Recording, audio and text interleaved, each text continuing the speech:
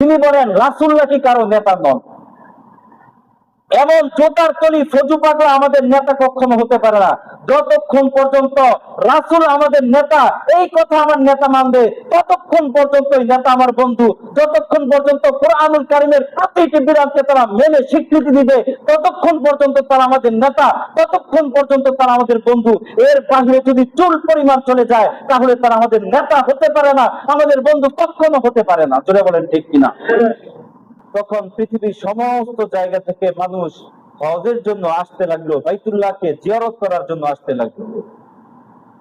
কিন্তু যখন আব্রাহার হস্তি বাহিনী আল্লাহর ঘরকে ধ্বংস করার চেষ্টা করলেন, আল্লাহ পাক রব্বুল আলামিন তার পবিত্র ঘরকে একদল ছোট ছোট পাখি দ্বারা হেফাজত করলেন।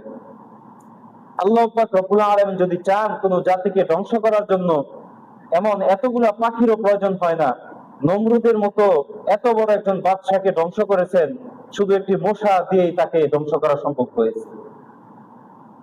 তাফসীরে ইবনে কাসির রাহমাতুল্লাহ আলাইহি বলেন, আব্দুল যালিমু আলা ইয়াদাইহি, তারা তাদের হাত কামড়াতে থাকবে আর বলবে, ইয়াকুলু ইয়া লাইতানি, হায় আফসোস, মা'আর রাসূলি সাবিলা, আমি যদি রাসূলের পথ অবলম্বন করতাম, আজকে যদি আমি রাসূলকে অনুসরণ করতাম, আজকে যদি আমি রাসূলকে আমার নেতা হিসেবে মানতাম, তাহলে আমার আজকে এমন দিন দেখা লাগতো না।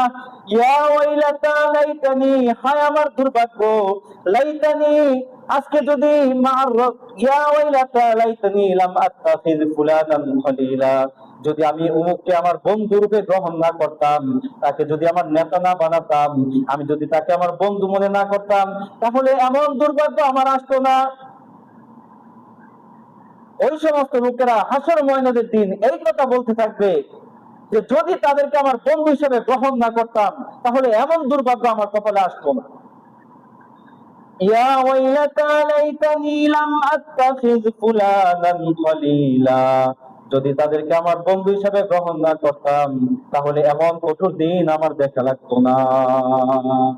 লাকাদ আযাল্লানি আনিয যিকরি বা'দা ইয জাআনি, আমার কাছে স্পষ্ট বিধান আসার পরেও, আল্লাহ পাক রব্বুল আলামিনের পক্ষ থেকে হেদায়েত নামা আসার পরেও, কোরআনের কথা আসার পরেও, রাসূলের কথা আসার পরেও, দ্বীনের কথা জানার পরেও আমাকে সে বিভ্রান্ত করলো। অতএব আমাদের মধ্যে এমন বন্ধু রয়েছে, আমরা যখন দ্বীনকে, আল্লাহ পাক রব্বুল আলামিনের বিধানকে আঁকড়ে ধরার চেষ্টা করি, ওই সমস্ত বন্ধুগুলো তারা বলে, দুনিয়ার মধ্যে আরাম আয়েশ করতে থাকো, দুনিয়ার লোভ দেখাতে থাকে, তোমাদেরকে নেতা বানানো হবে,